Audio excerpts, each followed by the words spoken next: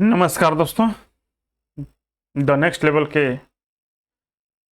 इस study channel पर आप सभी का फिर से हार्दिक स्वागत है।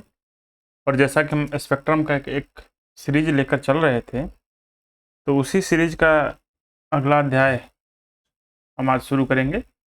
और आज जैसा कि पीछे आपने देख रखा है कि हमने यहाँ तक करा रखा था। कहाँ तक? क्रांतिकारी जो गतिविधियाँ थी, जो भारत में क्रांतिकारी गतिविधियों का उत्थान हुआ था, वहां तक हमने करा रखा था। तो क्रांतिकारी गतिविधि जो 1915-16 तक 15 के काल तक हुआ, उसके बाद क्या भारत में स्थितियां उत्पन्न होती हैं, तो उन्हीं चीज़ों पे आज हम चर्चा करेंगे। तो सबसे पहले देखेंगे कि 1915 आप देख ही रहे हैं कि ये समय काल क्या है। ये द्वितीय विश्व युद्ध चल रहा है। इस समय 1914 से लेकर के 1918 तक द्वितीय विश्व युद्ध चल रहा है। दुनिया की जितनी बड़ी महाशक्तियां हैं वो सब युद्ध में व्यस्त हैं, युद्ध में संलिप्त हैं। भारत में क्या स्थिति है? भारत की राजनीतिक स्थिति क्या है? भारत के जो नेता हैं, उदारवादी हैं, उग्रवादी हैं, क्रांतिकारी हैं, ये क्या सोचते हैं? तो इन चीज़ों पे हम आज चर्चा करेंगे। ठीक है, तो शुरू करते हैं। दोस्तों, एक आप लोगों से रिक्वेस्ट भी है कि अगर चैनल पे कंटेंट आपको अच्छा लग रहा हो तो एक बार चैनल को सब्सक्राइब जरूर कर दें, ताकि मेरा भी मोटिवेशन बना रहे। ठीक है, इससे क्या होगा कि मेरा भी मोटिवेशन बनेगा, और जैसे जैसे सब्सक्राइबर बढ़ेंगे तो लाइव वगैरह का भी ऑप्शन खुलेगा, तो कुछ और हमें भी मोटिवेशन मिलेगा, तो हम थोड़ा बेहतर और ज़्यादा एफर्ट से काम करेंगे। ठीक है, तो शुरू करते हैं। प्रथम विश्व युद्ध एवं राष्ट्रव्यापी प्रत्युत्तर। इसका क्या प्रत्युत्तर रहा प्रथम विश्व युद्ध का? तो प्रथम विश्व युद्ध में ब्रिटेन की भागीदारी के प्रति राष्ट्रवादियों का प्रत्युत्तर निम्न 3 चरणों में था। क्या था? जो राष्ट्रवादी थे, जो राष्ट्र के विषय में सोचने वाले लोग थे, जो राष्ट्रवादी थे भारत के, उनको देखें तो हम इनके 3 चरण हैं। 3 चरणों में समझ सकते हैं। कौन कौन सा? पहला चरण कि युद्ध में ब्रिटेन का समर्थन ताज के प्रति निष्ठा का कार्य माना है। क्या बोला? जैसे कि युद्ध में हम अंग्रेजों को परेशान नहीं करेंगे, इसमें क्या करेंगे कि हम उनका सहयोग करेंगे, ताज के प्रति समर्थन दिखाएंगे। और इसमें महात्मा गांधी जी प्रमुख थे। ठीक है, इसी दौरान उनको सार्जेंट भी कुछ लोगों ने कहा। क्या कहा? सार्जेंट कहा, क्योंकि वो लोगों ने बोला कि ये भर्ती करने वाले एजेंट हैं, सार्जेंट हैं ये। ठीक है, तो मतलब कुल मिलाकर के उदारवादियों का पहला चरण ये था कि भाई हम क्या करेंगे, युद्ध में जो ब्रिटिश सरकार है उसे परेशान नहीं करेंगे, मौके का फ़ायदा नहीं उठाएंगे, हम सरकार को इस समय परेशान नहीं करेंगे। दूसरा, उग्रवादियों ने युद्ध में ब्रिटेन का समर्थन किया। उग्रवादी क्या थे? इन्होंने युद्ध में ब्रिटेन का समर्थन किया था। ठीक है। तीसरा, जबकि जो क्रांतिकारी थे, अब आप उग्रवादी, उदारवादी और क्रांतिकारी में फर्क तो समझ ही गए होंगे। क्रांतिकारी वो लोग हैं जो शस्त्र, मतलब बम और पिस्तौल के माध्यम से आज़ादी को पाना चाहते हैं, वो लोग क्या हैं? क्रांतिकारी हैं। उग्रवादी जो विचारधारा में उग्र हैं, जो सरकार का सीधा विरोध करना चाहते हैं, उग्रवादी हैं। उदारवादी जो सरकार की नीतियों का विरोध तो करते हैं, पर मतलब कोई अवज्ञा नहीं करते हैं, वो लोग उदारवादी हैं। ठीक है, तो पहला है ये कि ये ताज का समर्थन करेंगे, निष्ठा का कार्य मानते हैं ये कि भाई हमें करना चाहिए, इंटीग्रिटी हमारी बोलती है कि हमें ताज का समर्थन करना चाहिए। दूसरा, उग्रवादी जो हैं वो भी सरकार का समर्थन करते हैं। जबकि तीसरा जो है, क्रांतिकारियों का मानना था कि यह युद्ध ब्रिटेन के विरुद्ध क्रांतिकारी गतिविधियां चलाने का अच्छा अवसर है। क्रांतिकारी इसको एक अवसर मान रहे हैं कि इस समय ब्रिटेन जो है वो युद्ध में उलझा हुआ है, तो इस समय हमें क्रांतिकारी गतिविधियां चलाने का एक अच्छा अवसर है, और इस अवसर का लाभ हमें उठाना चाहिए। ठीक है, तो ये क्रांतिकारी गतिविधि। अब थोड़ा सा हम प्रकाश डालेंगे होम रूल लीग आंदोलन पे, कि होम रूल क्या था, होम रूल लीग का आंदोलन क्या था, और भारत में इसका क्या संदर्भ है। तो सबसे पहले देखेंगे कि होम रूल लीग आंदोलन प्रथम विश्व युद्ध के पश्चात उत्पन्न परिस्थितियों में एक प्रभावशाली प्रतिक्रिया के रूप में प्रारंभ हुआ। आयरलैंड के होम रूल लीग की तर्ज पर भारत में एनी बेसेंट तथा बाल गंगाधर तिलक ने प्रारंभ किया। किसने प्रारंभ किया? भारत में 2 स्ट्रीम रहा होम रूल लीग का। एक स्ट्रीम जिसका स्थापना एनी बेसेंट करती हैं, और दूसरा स्ट्रीम जिसका स्थापना बाल गंगाधर तिलक करते हैं। आगे देखेंगे डिटेल में। इस आंदोलन के प्रारंभ होने में कुछ सहायक कारण भी थे। कोई सा भी आंदोलन अकस्मात नहीं शुरू होता है, इसके पीछे कुछ कारण होते हैं। ठीक ऐसे ही होम रूल लीग शुरू होने के भी कुछ कारण थे। जैसे पहला, राष्ट्रवादियों का एक वर्ग का मानना कि सरकार का ध्यान आकर्षित हुए उस पर दबाव डालना आवश्यक है। एक वर्ग है राष्ट्रवादियों का, उसका यह मानना है कि सरकार का, भाई देखो सरकार का क्या है, अब हमारे ऊपर ध्यान आकर्षित हो रहा है, सरकार हमारी बातों को तवज्जो दे रही है, तो हमें क्या करना है, उस पर दबाव बना के रखना है, ताकि हम अपनी मांग को मनवा सकें। दूसरा जो कारक है कि मार्ले मिंटे सुधार का वास्तविक स्वरूप आने पर नरमपंथियों का भ्रम सरकार की निष्ठा से टूट गया। जो नरमपंथी अभी तक सरकार के प्रति निष्ठा व्यक्त करते थे, जब 1909 में मार्लो मिंटो सुधार आता है, और मार्लो मिंटो सुधार की जब जो उसमें प्रावधान दिए गए हैं, उन प्रावधान जब सामने आते हैं, तब इन नरमपंथियों का क्या है, सरकार के प्रति यह भ्रम टूट जाता है कि सरकार हमारी हिमायती है, सरकार के प्रति जो निष्ठा होती है वो टूट जाती है। ठीक है, अब इस निष्ठा टूटने से भी अब एक ऐसा संगठन चाहिए जो सरकार से अपनी मांग को मनवा सके, सरकार के सामने अपनी बातों को रख सके, तो ये भी कारण होता है। तीसरा है कि युद्धोपरांत भारतीयों पर आरोपित आर्थिक बोझ से त्रस्त भारतीय किसी भी आंदोलन में भाग लेने हेतु तत्पर थे। अब युद्ध के उपरांत जो परिस्थितियां उत्पन्न हुई, इतनी गरीबी हो गई, बेरोजगारी हो गई, तो लोग अब त्रस्त हो गए थे और किसी भी आंदोलन में भाग लेने हेतु तत्पर थे कि भाई अब कैसे भी करके हमें इससे तो निकलना ही होगा। अगला है कि युद्ध के उपरांत श्वेतों की अजेयता का भ्रम टूट जाना, कि युद्ध में जिस तरह से शुरू होता है जर्मनी के द्वारा, तो कई जगहों पे ब्रिटेन को मुंह की खानी पड़ती है, तो इस तरह से ये भ्रम टूट जाना कि भाई जो श्वेत हैं वो हार नहीं सकते, जो अंग्रेज हैं वो नहीं हार सकते, ऐसा जो लोगों के दिमाग में भ्रम बैठ गया था कि अंग्रेजों को नहीं हराया जा सकता, ये टूट गया था। कई युद्धों में, बोअर का युद्ध हो गया और इथियोपिया द्वारा इटली की पराजय, कई जो युद्ध हुए उनसे साबित हो गया कि भाई ऐसा नहीं है, अंग्रेजों को भी हराया जा सकता है। ठीक है, अगला है कि जून 1914 में तिलक रिहा हुए। जून 1914 में बाल गंगाधर तिलक रिहा होते हैं तथा एनी बेसेंट ने तत्कालीन परिस्थितियों में योग्य नेतृत्व प्रदान किया। एनी बेसेंट जो हैं वो परिस्थितियों को भांपती हैं और भांप करके क्या करती हैं कि एक योग्य नेतृत्व प्रदान करती हैं और भारत में होम रूल लीग के गठन का मार्ग प्रशस्त होता है। ठीक है, तो अब देखेंगे कि लीग का उद्देश्य क्या था, किस उद्देश्य की पूर्ति के लिए होम रूल लीग का गठन किया गया था। तो सबसे पहले 1914 में उदारवादियों तथा अतिवादियों के मध्य समझौता का प्रयास असफल हो जाने के उपरांत तिलक एवं बेसेंट ने राजनीतिक गतिविधियों को जीवंत करने की निश्चय किया। अभी क्या हो रहा है कि 1914 में प्रयास, जो बुद्धिजीवी हैं जैसे तिलक हैं, बेसेंट हैं, ये लोग क्या कर रहे हैं कि जो 1907 में सूरत का विभाजन हो रखा है, सूरत विभाजन के बाद जो उदारवादी और अतिवादी जो अलग अलग हो गए हैं, इनको मिलाने का प्रयास किया जा रहा है। ये बोला जा रहा है कि भाई अलग अलग रह करके हम साझा कार्यक्रम नहीं प्रस्तुत कर सकते, हम कमजोर पड़ रहे हैं, इसलिए हमें अब एक होना चाहिए। लेकिन 1914 में ये प्रयास सफल नहीं हो पाता है। तो अब बेसेंट और तिलक क्या करते हैं कि इसको कैसे जीवंत बनाया जाए, कैसे एक साथ लाया जाए, इसलिए इन्होंने प्रयास किया। और आपको पता होगा जो 1916 के लखनऊ अधिवेशन होता है, इन्हीं लोगों के प्रयास से ये लखनऊ अधिवेशन में जो उदारवादी और अतिवादी एक साथ होते हैं। ठीक है, तो होम रूल लीग का जो उद्देश्य देखें तो होम रूल का उद्देश्य ही है स्वशासन। होम रूल का ही मतलब है होम और रूल, इसका अर्थ ही है कि स्वशासन, खुद का शासन, घर का शासन। इसी शासन से भारतीयों को परिचित कराना था कि भाई अपना शासन होगा तो कितना बढ़िया होगा। इन चीजों से भारतीयों को परिचित कराना इस संस्था का प्राथमिक उद्देश्य था। अब देखेंगे कि Tilak, Annie Besant, GS Khaparde, sir S Subramania Iyer, Joseph Baptista और मोहम्मद अली तथा अन्य बड़े नेताओं ने निर्णय लिया कि उद्देश्य के साथ पूरे वर्ष कार्य करने वाले राष्ट्रीय गठबंधन का होना आवश्यक है। कैसा संगठन का होना आवश्यक है? जो उद्देश्य के साथ पूरे वर्ष कार्य करने वाले राष्ट्रीय संगठन का होना आवश्यक है। और इसी के कारण अंततः कितने 2 होम रूल लीग की शुरुआत हुई। कितनी होम रूल लीग? 2। कितनी इसकी स्ट्रीम बनी? तो 2 स्ट्रीम बनी। ठीक है, पहला तिलक की होम रूल लीग, इसकी स्थापना जो होती है अप्रैल 1916 में। कब होती है? अप्रैल 1916 में। पहली मीटिंग बेलगांव कर्नाटक में, बेलगांव कर्नाटक में होता है। फिर लीग का जो मुख्यालय है वो पुणे बंबई प्रांत उस समय का है, अभी फिलहाल का महाराष्ट्र पुणे में। ठीक है। इसकी 6 शाखाएं थी जो महाराष्ट्र, कर्नाटक, मध्य प्रांत और बरार में खोली गई।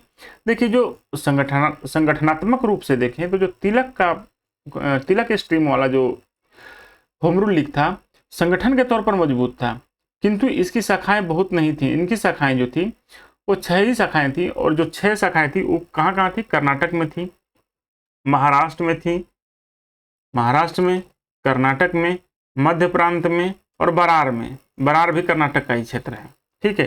तो ये क्या था कि ये जो पेनिनसुलर इंडिया वाला जो पोर्शन है इन्हीं क्षेत्रों में सीमित था, ठीक है।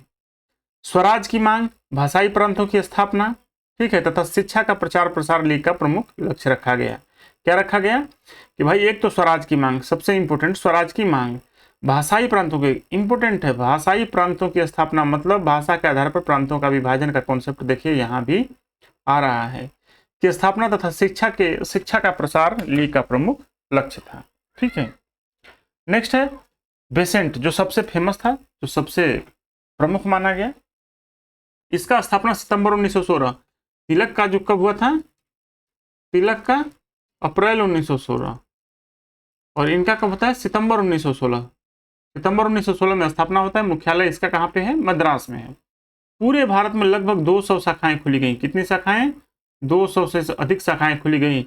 और जॉर्ज अरुंडेल लीग के संगठन सचिव थे। बहुत आता है जॉर्ज अरुंडेल से संबंधित प्रश्न आते हैं, तो ध्यान रखेंगे जो जॉर्ज अरुंडेल थे वो लीग के क्या थे? सचिव थे। अब इसके कुछ कार्यक्रम देखेंगे कि भाई जब होम रूल लीग का उद्देश्य देख लिया हमने, क्यों बना था, होम रूल का गठन देख लिया कि किसने बनाया था, कितनी शाखाएं थी, तो आपने देख लिया कि तिलक के जो होम रूल था उसका कार्यालय पुणे में, शाखाएं 6 खोली गई। दूसरा एनी बेसेंट वाला सितंबर 1916 में गठन होता है, 200 से अधिक शाखाएं हैं। और इसका ठीक है, तो अब हम देखेंगे कि होम रूल लीग आंदोलन के कार्यक्रम कैसा था, क्या कार्यक्रम रहा इनका। तो इनका जो मुख्य उद्देश्य आम जनमानस को स्वशासन के वास्तविक अर्थ से परिचित कराना। इनका कार्यक्रम क्या था कि आम जनमानस को, जो आम जनता है, कॉमन पीपुल है, उसको स्वशासन के अर्थ से परिचित कराना। जनसभाओं का आयोजन, परिचर्चा आयोजन करना, पुस्तकालय एवं अध्ययन कक्षों की स्थापना, समाचार पत्र, पंपलेट्स, नाटकों के माध्यम से शासन के वास्तविक अर्थ से परिचित कराना लोगों को। देखिए इन सब विधियों का उपयोग किया जा रहा है। किनका? जनसभा, परिचर्चा, पुस्तकालय, अध्ययन कक्ष, समाचार पत्र, पंपलेट, नाटक के माध्यम से स्वशासन के अर्थ से कॉमन पीपुल को परिचित कराया जा रहा है। अब देखें आंदोलन की सहभागिता, तो इसमें अनेक राष्ट्रवादी नेता यथा मोतीलाल नेहरू, उस समय के बड़े नेता हैं, जवाहरलाल नेहरू हैं, भूला भाई देसाई, CR दास, KM मुंशी, सैफुद्दीन किचलू, मदन मोहन मालवीय, मोहम्मद अली जिन्ना, तेज प्रताप सप्रू, लाला लाजपत राय, मतलब उस समय के तत्कालीन जितने बड़े नेता थे सब इससे जुड़ गए थे। कौन कौन जुड़ गए थे? लगभग इससे सभी जुड़ गए थे। उस समय के जितने भी तत्कालीन नेता थे वो लगभग इससे सभी जुड़ गए थे। इससे होम रूल से कुछ थे जो आंदोलन से दूर रहे, जैसे एंग्लो इंडियंस, बहुसंख्यक मुसलमान तथा दक्षिण भारत के गैर ब्राह्मण जातियां। क्यों ये दूर रहे? क्योंकि उनका विश्वास था कि होम रूल जो है ना, होम रूल मुख्यतः हिंदुओं, उच्च जातियों का शासन है। मतलब एक तरह से उनको ये डर था कि जो होम रूल है तो ये क्या है, हिंदुओं की, बहुसंख्यक मुसलमान को क्या डर था कि ये क्या है, हिंदुओं की, और जो दक्षिण भारत की गैर ब्राह्मण जातियां थी उनको डर था कि ये उच्च जातियों की मतलब शासन है। तो इसलिए थोड़ा सा इन लोगों ने क्या किया, आंदोलन से दूर रहे थे। अब देखेंगे कि जब लीग बन गया, इसके कार्य को परिभाषित कर दिया गया, सब कुछ हो गया, तो अब लीग के प्रति सरकार का क्या रुख रहता है। जो अंग्रेज सरकार है भारत में, उनका क्या रुख होता है इस लीग के प्रति, ठीक है। तो लीग के प्रति शुरू में क्या होता है कि दमनात्मक कार्यवाहियां एवं राजनीतिक सभाओं पर रोक लगा दिया जाता है। क्या किया जाता है? दमनात्मक कार्यवाहियां की जाती हैं और राजनीतिक सभाओं पर रोक लगा दिया जाता है। तिलक के विरुद्ध मुकदमा तथा पंजाब और दिल्ली में प्रवेश पर रोक लगा दिया जाता है। किसके? तिलक के ऊपर मुकदमा किया जाता है तथा पंजाब और दिल्ली में उनके प्रवेश पर रोक लगा दिया जाता है। जून 1917 में बेसेंट व उनके सहयोगियों को गिरफ्तार कर लिया जाता है। कब? ध्यान रखेंगे, जून 1917 में। बेसेंट और उनके सहयोगियों को गिरफ्तार किया जाता है। सर एस सुब्रमण्यम ने सर की उपाधि इस दौरान वापस की थी। किसने की थी? सर एस सुब्रमण्यम ने। जो सर की उपाधि होती थी ना, ये सर की उपाधि उन्होंने वापस कर दी थी। इसकी उपलब्धियों पर अगर प्रकाश डालें तो होम रूल की उपलब्धियां जो हैं वो है कि 20 अगस्त 1917 को भारत सचिव मॉन्टेग्यू की घोषणा। अब इसी के दबाव में आकर के 1917 में क्या करते हैं कि जो मॉन्टेग्यू हैं, भारत सचिव जो हैं, ये एक घोषणा करते हैं। और घोषणा क्या करते हैं कि युद्ध के बाद भारत में स्वायत्त संस्थाओं के क्रमिक विकास की प्रक्रिया प्रारंभ की जाएगी। एक तरह से ये देख लेते हैं कि भाई आंदोलन बहुत रफ्तार पकड़ रहा है, तो इस आंदोलन को अपने स्तर से इन्होंने खत्म करने के लिए, अपने स्तर से इस लोगों को सेटिस्फाई करने के लिए ये क्या बोलते हैं कि भाई देखिए अभी युद्ध में आप लोग शांत रहिए, हमारा साथ दीजिए। सॉरी, जैसे ही युद्ध समाप्त होगा हम एक स्वायत्त संस्थाओं के क्रमिक विकास की प्रक्रिया जो करेंगे वो प्रारंभ करेंगे। इसी दौरान सितंबर 1917 में बेसेंट जेल से रिहा होती हैं। 1916 में कांग्रेस और लीग में समझौता व कांग्रेस के दोनों गुटों में एकीकरण होता है। इन्हीं का प्रयास था, किसका? लीग का ही प्रयास था कि कांग्रेस के दोनों गुटों में समझौता हो जाता है और 1916 के लखनऊ अधिवेशन में दोनों गुट एक हो जाते हैं। इसके साथ साथ लीग, कांग्रेस के दोनों जो स्ट्रीम होते हैं वो एक होते हैं तथा लीग और कांग्रेस भी एक हो जाता है। ठीक है। अब बात हुई कि जब आंदोलन इतना बढ़िया चल रहा था, सब कुछ एक कर दिया, कांग्रेस के दोनों धड़ों को मिला दिया, लीग को आपस में मिला दिया, इतना बढ़िया काम कर रहा है, तो 1919 तक आते आते ये आंदोलन धीमा क्यों पड़ने लगा? भाई ऐसा क्या हो गया कि 1919 आते आते ये आंदोलन गठन होता है 1916 में। 1916 में गठन होता है सितंबर और अप्रैल में, और 1919 आते आते आंदोलन धीमा पड़ने लगता है। तो इसके भी कुछ प्रमुख कारण रहे, जैसे आंदोलन में प्रभावी संगठन का अभाव, बड़े नेता जेल में चले गए, अभी संगठनात्मक स्तर पर इतना डेवलप नहीं था, इसलिए प्रभावी संगठन नहीं था, तो ये प्रमुख कारण रहा। दूसरा, 1917-18 में हुए सांप्रदायिक दंगों का नकारात्मक प्रभाव पड़ा। 1917-18 के समय में सांप्रदायिक दंगा हो जाता है, जिसका नकारात्मक प्रभाव इस आंदोलन पर पड़ा। अगला है कि बेसेंट स्वयं सुधारों की घोषणा के उपरांत लीग की उपयोगिता को लेकर असमंजस में थी। जब 1917 में घोषणा करते हैं कौन, आप यहाँ देखे थे ना, भारत सचिव मॉन्टेग्यू एक घोषणा करते हैं जब 20 अगस्त 1917 को। तो इस घोषणा के बाद स्वयं एनी बेसेंट जो है ये दुविधा में हो जाती है कि भाई जो सुधारों की बात तो ये कर रहे हैं, हम जो स्वशासन की बात कर रहे थे वो स्वयं मॉन्टेग्यू बोले हैं कि हम युद्ध की समाप्ति के बाद स्वशासी संस्थाओं के विकास के लिए सुधार करेंगे। तो इस तरह से इसकी उपयोगिता को लेकर के स्वयं एनी बेसेंट मतलब असमंजस में थी कि क्या करें, आंदोलन को चलाएं कि रहने दें, सरकार तो बोल ही रही कि हम सुधार करेंगे, तो अब क्या करें। अगला है कि जुलाई 1918 में मॉन्टेग्यू चेम्सफोर्ड सुधारों के सार्वजनिक होने पर राष्ट्रवादियों में आपसी मतभेद हो गया। अब आपको पता है कि 1918 में मॉन्टेग्यू चेम्सफोर्ड जो सुधारों को सार्वजनिक किया गया, जिसके उपरांत 1919 का अधिनियम आता है। तो इन सुधारों में प्रांतीय स्तर पर कुछ व्यवस्थाएं दी गई लोकल गवर्नमेंट के लिए। 1919 में देखते हैं चुनाव भी होता है, 1919 में चुनाव भी होता है, तो कुछ मतलब दिया गया भारतीयों के लिए कि भाई ऐसे ऐसे हम विधानसभा है इसमें चुनाव कराएंगे, ऐसे ऐसे सरकार बनाएंगे, कुछ रूपरेखा प्रस्तुत किया गया। अब इसमें क्या राष्ट्रवादियों में मतभेद हो गया। राष्ट्रवादियों में मतभेद ये हो गया कि भाई सरकार में जाना चाहिए, नहीं जाना चाहिए, क्या करना चाहिए। जैसे 1922 के गया अधिवेशन में आप देखते हैं कि दो तरफ से हो जाता है, चित्तरंजन दास और मोतीलाल नेहरू अलग मतलब कांग्रेस में रहते हुए या कांग्रेस से अलग बोलते हैं, एक तरह से बनाते हैं कांग्रेस खिलाफत। तो इस तरह से क्या हो कि राष्ट्रवादियों में आपसी मतभेद हो जाता है। तो ये सब कारण थे जो कि 1919 आते आते आंदोलन को धीमा कर देते हैं। कौन से आंदोलन को? स्वदेशी आंदोलन को, सॉरी स्वदेशी नहीं,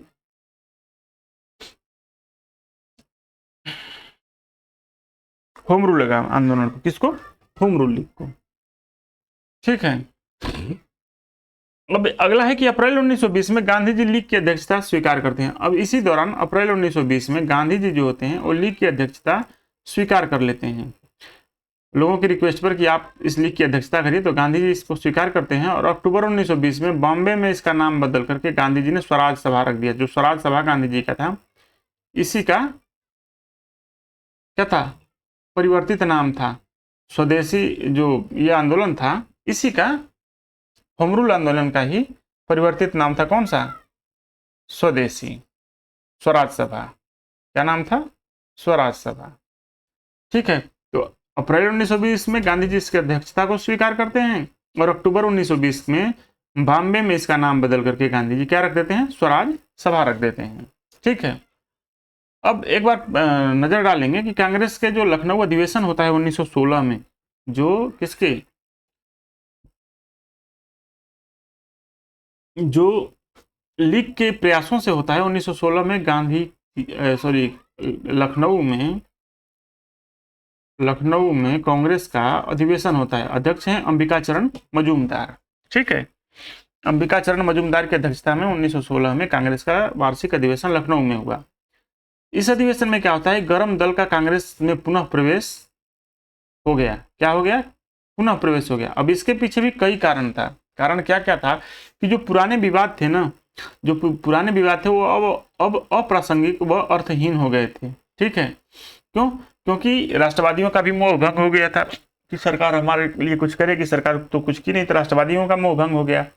और जो उग्रवादी थे वो भी देख लिए कि सरकार, हम अगर अकेले सिर्फ मतलब विरोध करते हैं तो सरकार हमें निर्दयता पूर्वक दमन कर देगी, इसलिए हम सिर्फ विरोध करके भी नहीं जीत सकते हैं। इस तरह से दोनों को आपस में मिलना जरूरी हो गया था। अब दोनों द्वारा यह महसूस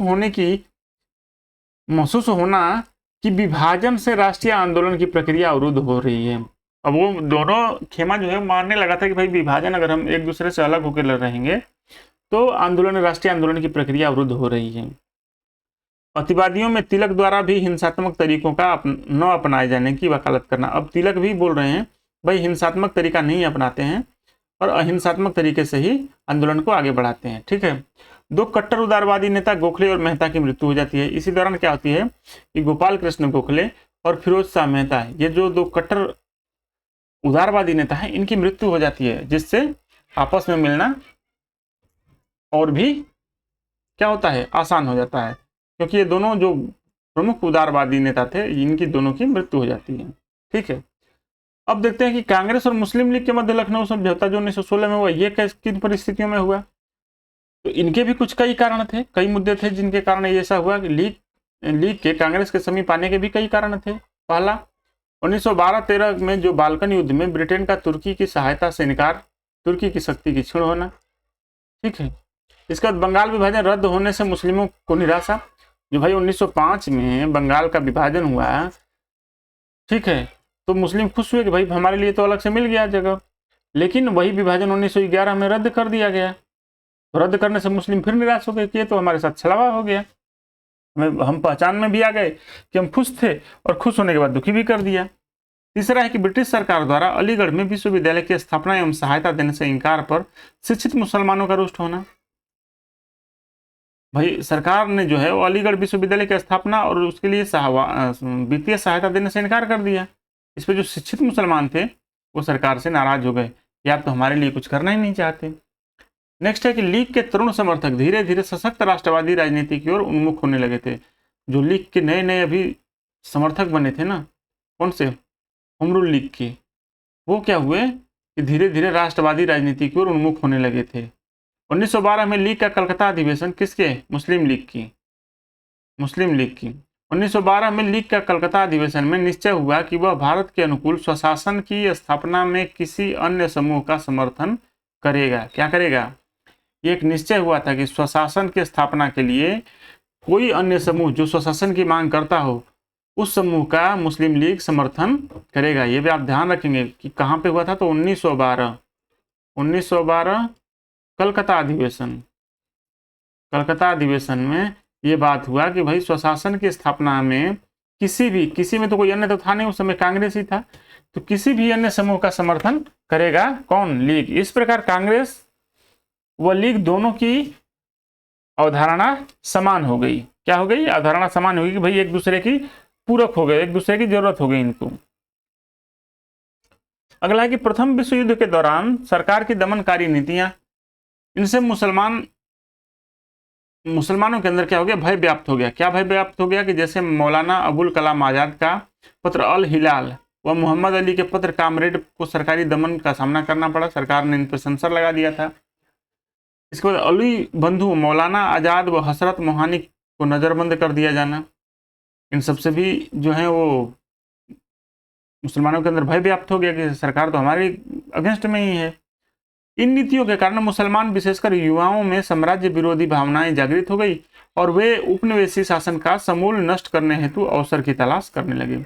अब इन सब जो इंटायर घटना हो रही है, इन घटनाओं का परिणाम क्या हुआ कि अब ये जो मुसलमान युवा है ना, वो धीरे धीरे सरकार विरोधी भावना इनके अंदर जागृत होने लगी और ये अब वैसे मौका के तलाश में हो गए जो सरकार को मतलब सरकार से अपने प्रतिशोध ये ले सकें।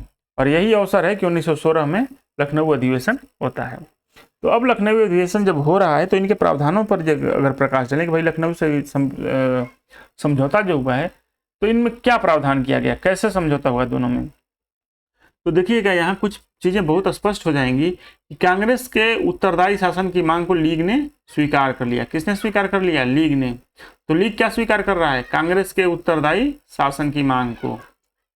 ठीक है, कांग्रेस के उत्तरदायी शासन की मांग को लीग स्वीकार कर लेता है। अब कांग्रेस क्या करता है इसके बदले में? कांग्रेस ने भी बदले में पृथक निर्वाचन व्यवस्था को स्वीकार कर लेता है। कौन सी? 1909 के जो पृथक निर्वाचन व्यवस्था है ना, इसको कांग्रेस स्वीकार कर लेता है कि ठीक है, हम मानते हैं आपके लिए पृथक निर्वाचन व्यवस्था होनी चाहिए।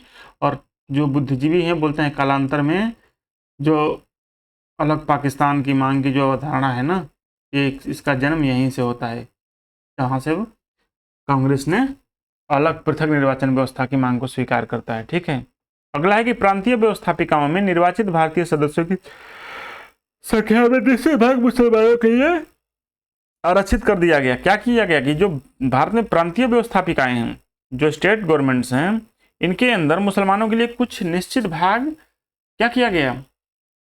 आरक्षित कर दिया गया मुसलमानों के लिए। जैसे पंजाब में 50%, बंगाल में 40%, बंबई में 33%, यूपी में 30%, बिहार में 25%, मध्य प्रांत में 15% और मद्रास में 15%। ये निश्चित भाग मुसलमानों के लिए क्या किया गया? व्यवस्था कर दिया गया। ठीक है, केंद्रीय व्यवस्थापिका में निर्वाचित भारतीयों का 1/9, कितना ध्यान रखेंगे, 1/9 भाग आरक्षित चुनाव हेतु सांप्रदायिक निर्वाचन व्यवस्था स्वीकार करना, ये किया गया कांग्रेस के द्वारा मुस्लिम लीग के लिए।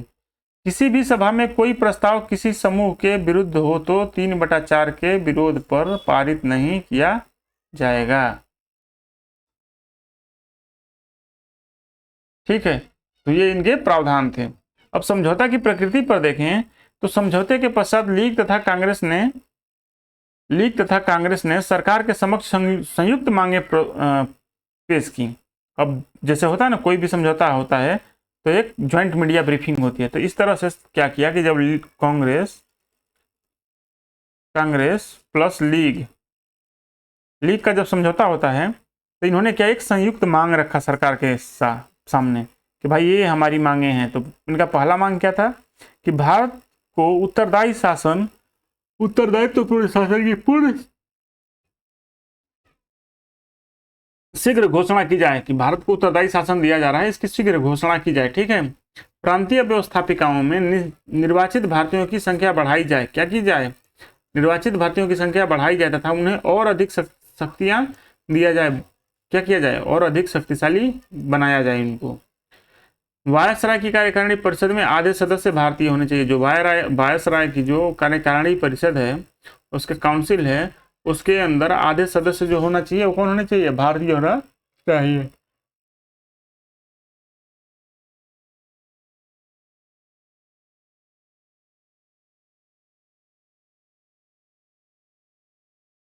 इसके बाद दूसरा है, अब नेक्स्ट युग में चलेंगे जो, तो पहला अध्याय जो है राष्ट्रवाद का यहाँ पे समाप्त होता है।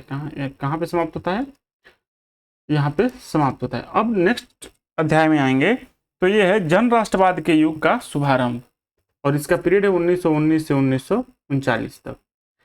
जन राष्ट्रवाद क्यों? क्योंकि यहाँ जनता की भूमिका महत्वपूर्ण हो जाती है, इसलिए इसको जन राष्ट्रवाद बोला गया है। तो भारत में राष्ट्रवाद के पुनः जीवंत होने के कारण, अब राष्ट्रवाद के पुनः जीवंत क्यों हो गया? क्योंकि राष्ट्रवाद तो 1905 में भी शुरू हुआ था, 1905 में शुरू हुआ था, लेकिन इसको दब गया, 1915 आते आते खत्म हो गया। लेकिन पुनः 1919 में जन राष्ट्रवाद शुरू होने का क्या कारण था? तो भारत ने युद्ध में जान माल के योगदान किया, किंतु जब युद्ध समाप्त हुआ तो भारतीयों को निम्नलिखित मोर्चों पर संकट का सामना करना पड़ा। भाई भारत ने क्या किया? उदारवादियों का आप देख ही रहे हैं कि वो ब्रिटिश के प्रति निष्ठा दिखाते हैं और युद्ध में सहयोग करते हैं। पूरी यहाँ से लोग सेना में भर्ती होते हैं और विदेशों में जाकर के युद्ध भी करते हैं, और बदले में क्या होता है कि जब भारतीय वापस आते हैं तो उन्हें क्या होता है कि अपने देश में उद्योग धंधे जो हैं, अब देखिए क्या आर्थिक कठिनाइयाँ कैसी, कि उनको कई कठिनाइयों का सामना करना पड़ता है। आर्थिक कठिनाई, सामाजिक कठिनाई। आर्थिक कठिनाइयों में देखें जैसे उद्योग, मूल्यों में अत्यधिक वृद्धि, जब भी युद्ध होता है तो मूल्य वृद्धि होता ही है। विदेशी निवेश को प्रोत्साहन करने के कारण भारतीय उद्योग चौपट हो गए। अब भारतीय जो उद्योग थे, भारत के जो हस्तकरघा थे, हस्तशिल्प उद्योग थे, वो विदेशी निवेश के कारण वो चौपट हो गए, क्योंकि विदेशी जो प्रोत्साहन था वो इनके लिए बेनिफिशियर नहीं हुआ। दूसरा, दस्तकार और शिल्पकार, ये लोग बेरोजगार हो गए। क्यों? क्योंकि फैक्ट्री से बना हुआ आइटम आने लगा, विदेशी निवेश के कारण फैक्ट्रियों का स्थापना हुआ और फैक्ट्री से बना हुआ माल आने लगा, तो ये बेचारे बेरोजगार हो गए थे, ये लोग भी बेरोजगार हो गए, अब इनके पास काम नहीं है। कृषक वर्ग है, भारी कर आरोपण के तथा निर्धनता से त्रस्त हैं, जो टैक्सेज हैं, टैक्सेज बढ़ा रहे हैं और इनकम बढ़ नहीं रहा है, तो इस तरह से ये भी त्रस्त हैं। सैनिक, युद्ध के उपरांत वापस आने पर महसूस होना कि वे आर्थिक रूप से नष्ट व स्वतंत्रता भी कम हो गई है। जब ये वापस अपने घर आते हैं तो इनको पता चलता है कि हम तो आर्थिक रूप से भी लूट गए और स्वतंत्रता तो वैसे ही हमारा पहले से भी कम हो गया है। तो और क्या है? शिक्षित शहरी वर्ग, बेरोजगारी तथा नस्लवाद की भावना से आहत थे लोग। इनको क्या था कि ये पढ़ के आए थे, पढ़े लिखे लोग थे, इनको न तो उस तरह से रोजगार मिल रहा है और नस्लवाद की भावना से अलग से इनके साथ भेदभाव किया जा रहा है। क्योंकि ये पढ़े लिखे लोग हैं तो इस तरह की भावना को स्वीकार नहीं करेंगे ये लोग, और स्वीकार नहीं करेंगे तो ये आहत होते हैं, रुष्ट होंगे। अब दूसरा था कि भारत ने युद्ध में सहयोग किया था। भारत ने प्रथम वर्ल्ड वार में, फर्स्ट वर्ल्ड वार में ब्रिटेन का सहयोग किया, और सहयोग किया तो उसके बदले में भारत को ये उम्मीद था कि अपेक्षाकृत लाभ भारत को मिलेगा। तो गांधी जी व अन्य नेताओं ने अंग्रेजों का व्यापक सहयोग किया, किंतु युद्धोपरांत कोई राजनीतिक लाभ नहीं मिला भारत को। क्या हुआ? कोई राजनीतिक लाभ नहीं मिला। तो ये भी आंदोलन का एक प्रमुख कारण बना।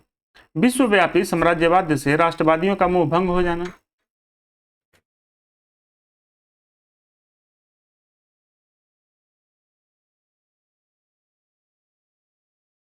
तो अगला है कि विश्वव्यापी साम्राज्यवाद से राष्ट्रवादियों का मोह भंग होना। अंग्रेज युद्ध द्वारा, मतलब जब युद्ध शुरू हुआ तो युद्ध में अंग्रेजों द्वारा आश्वासन देना कि युद्धोपरांत स्वशासन की शुरुआत की जाएगी, जैसा कि मॉन्टेग्यू ने घोषणा भी किया था अगस्त 1917 में।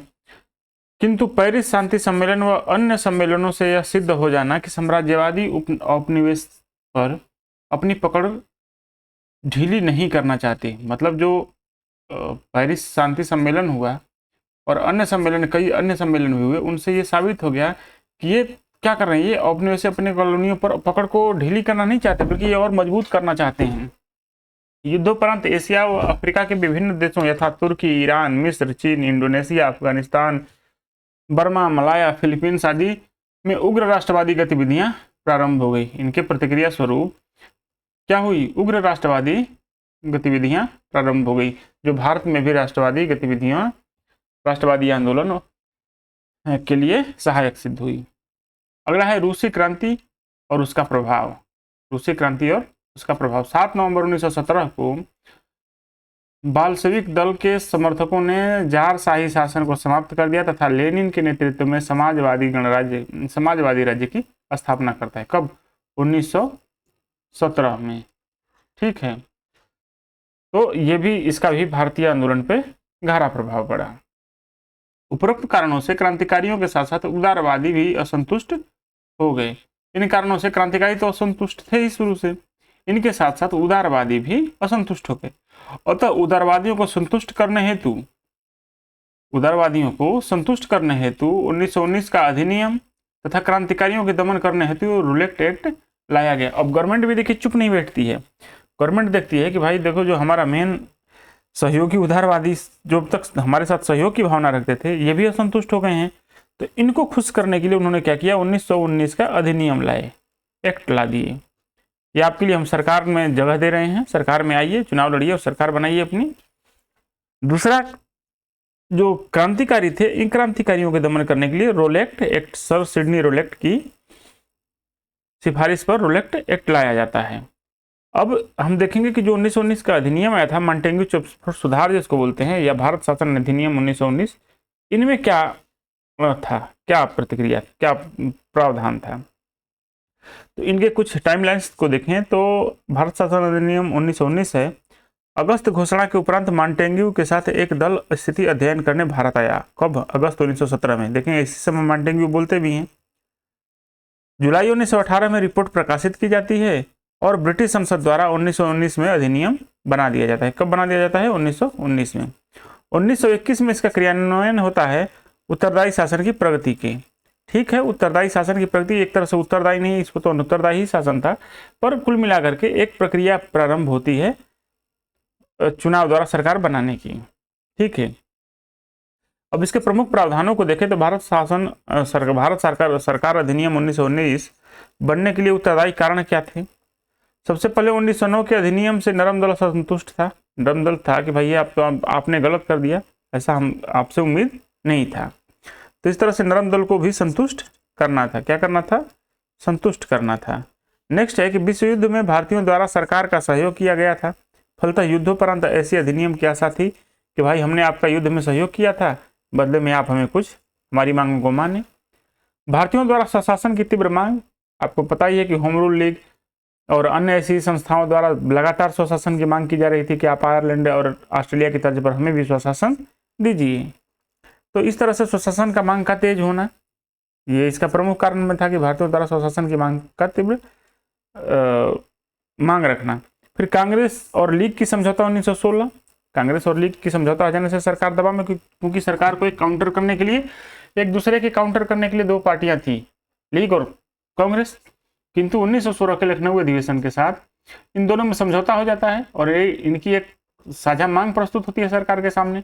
अब सरकार चूंकि दबाव में है कि दोनों मिल चुके हैं, तो काउंटर करने के लिए कोई तीसरा दल सरकार के पास बचा नहीं है, तो इस तरह से ये भी दबाव बनता है सरकार पर।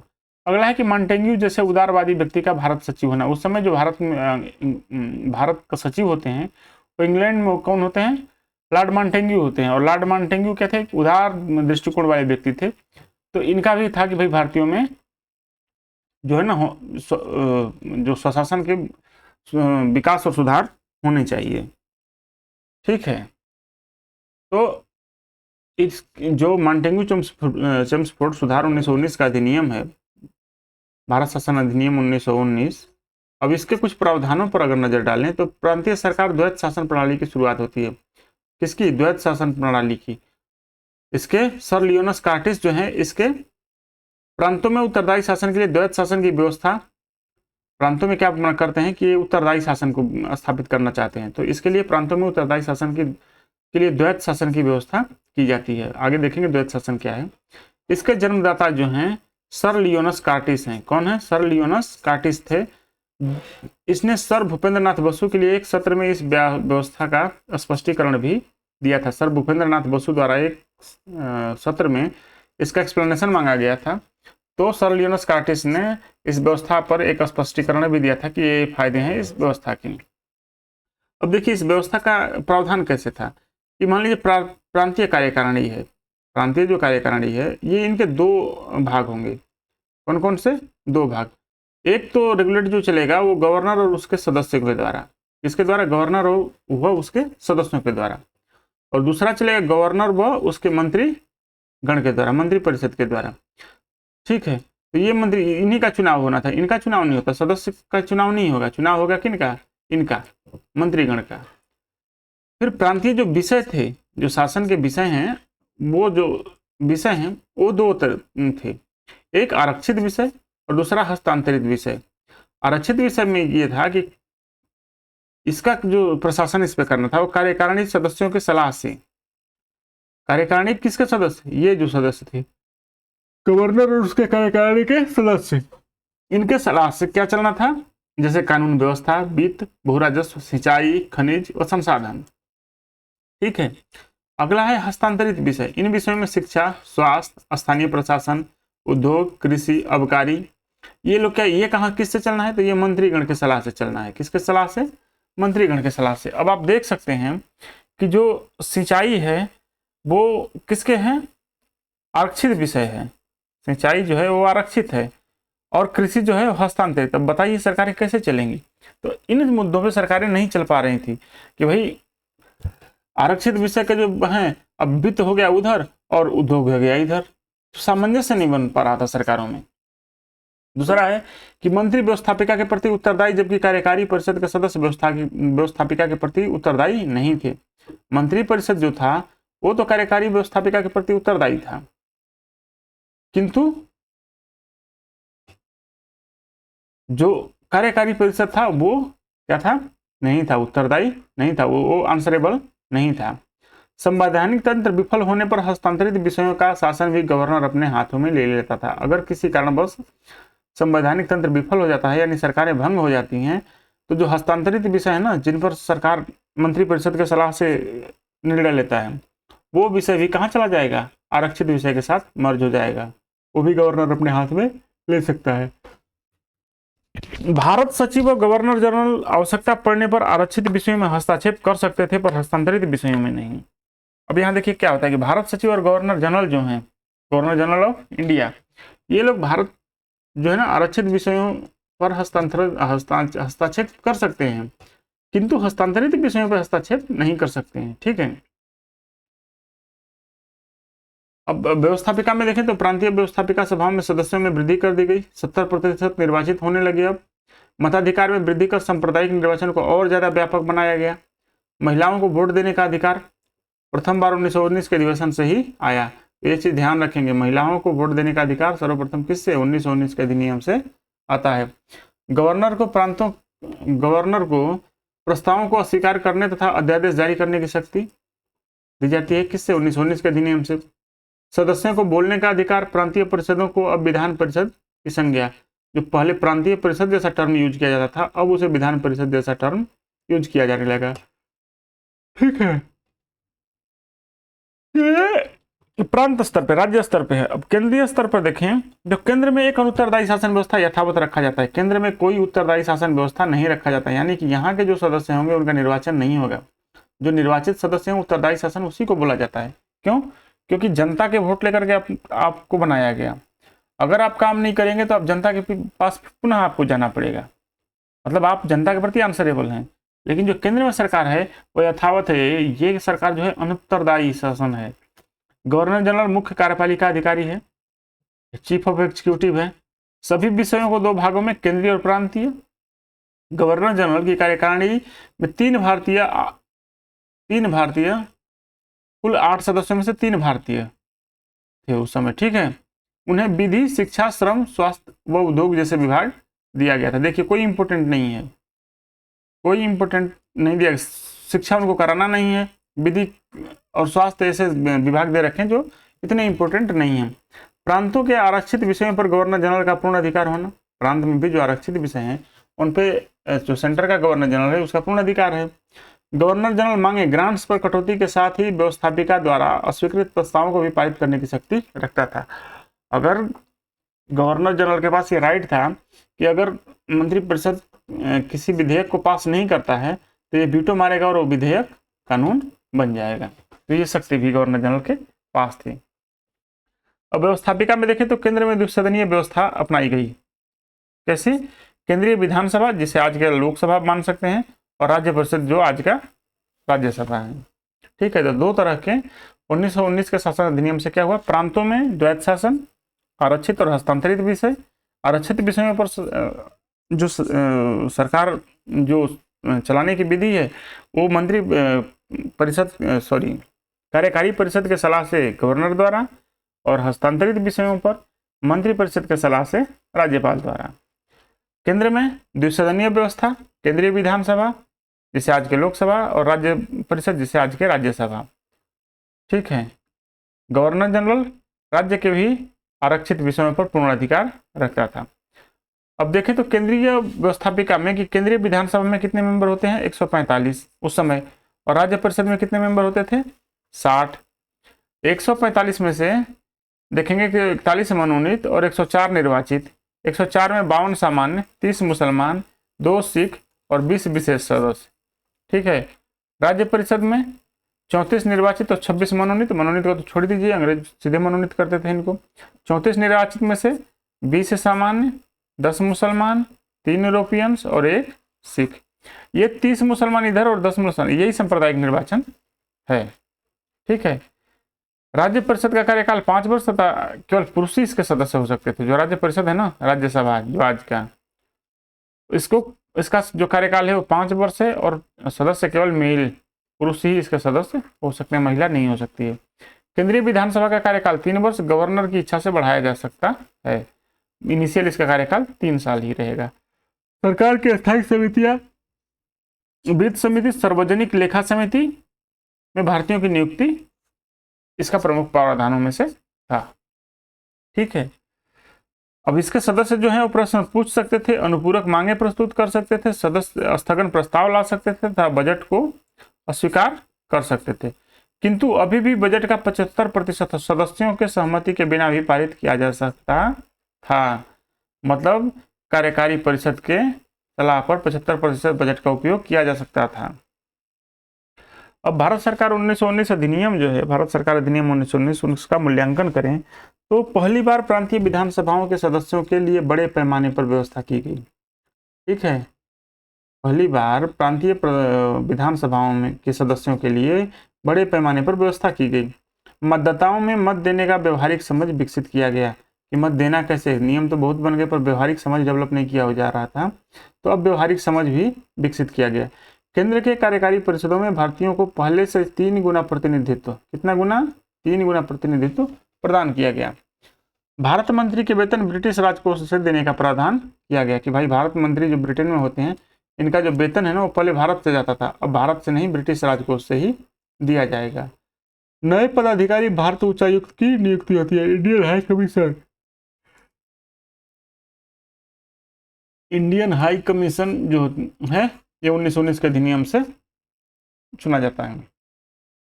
इसके बाद इसके दोष भी हैं, कुछ खामियां हैं इस कानून में, जैसे कुछ क्या बहुत कुछ खामियां हैं और कुछ का हम वर्णन करेंगे। जैसे मताधिकार बहुत सीमित था, अभी भी बहुत सीमित मताधिकार था, सभी को पूर्ण सार्वभौमिक मताधिकार नहीं था। केंद्र में सदस्यों का गवर्नर जनरल एवं उनके कार्यकारी परिषद का कोई नियंत्रण नहीं था। क्या था कि केंद्र में सदस्यों का गवर्नर जनरल एवं उसके कार्यकारी परिषद पर कोई नियंत्रण नहीं था। मतलब जो सदस्य चुन के जाते थे उनका ऐसा नहीं था गवर्नर जनरल और उसके कार्यकारी परिषद के सदस्यों का कुछ कर सकते हैं, उनके ऊपर कोई नियंत्रण नहीं था। केंद्र में विषयों का विभाजन असंतोषजनक था। जैसे केंद्रीय व्यवस्थापिका के लिए प्रांतों के मध्य सीटों का बंटवारा प्रांतों के महत्व पर आधारित था। पंजाब के लिए सैनिक महत्व तथा बंबई के लिए वाणिज्यिक महत्व पर आधारित था, यह भी इसमें था। इसके अलावा प्रांतीय स्तर पर विषयों का आरक्षित तथा हस्तांतरित होना व्यवहारिक नहीं था। जैसे अभी आपको बताया कि कृषि है कौन सा हस्तांतरित में और सिंचाई है इसमें आरक्षित में, तो भैया पानी कब आएगा और खेती कब होगी, दोनों सामंजस्य कैसे बैठेगा, तो ये बात भी थी।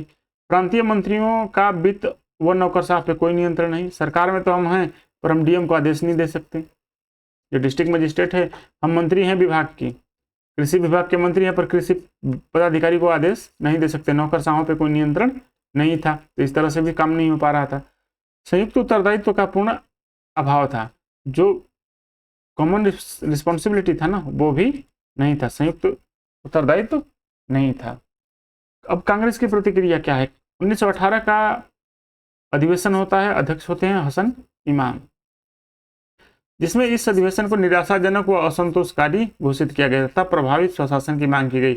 भारत बोला कि भाई ये फुसलाओ बहलाओ नहीं, हमें लॉलीपॉप मत दो, हमें असली वाला चाहिए, असली वाला स्वशासन चाहिए। और उसी समय नेहरू जी ने 1919 के अधिवेशन के विषय में कहा था कि 1919 का अधिवेशन एक ऐसा वाहन है जिसमें ब्रेक तो अनेक हैं किंतु इंजन ही गायब है। क्या है, ब्रेक तो बहुत है, पर इसमें क्या है, इंजन ही नहीं है, तो ब्रेक का करेंगे क्या? इंजन ही नहीं है जब इसमें, सिर्फ ब्रेक ब्रेक ही लगाएंगे। ठीक है, तो आज यहीं पे रखते हैं, कल से फिर हम नेक्स्ट पार्ट लेके आएंगे और गांधी जी का, अब यहाँ से गांधी जी का आगमन से शुरू होगा, तो हम अगले पार्ट में ये देखेंगे। ठीक है दोस्तों, धन्यवाद।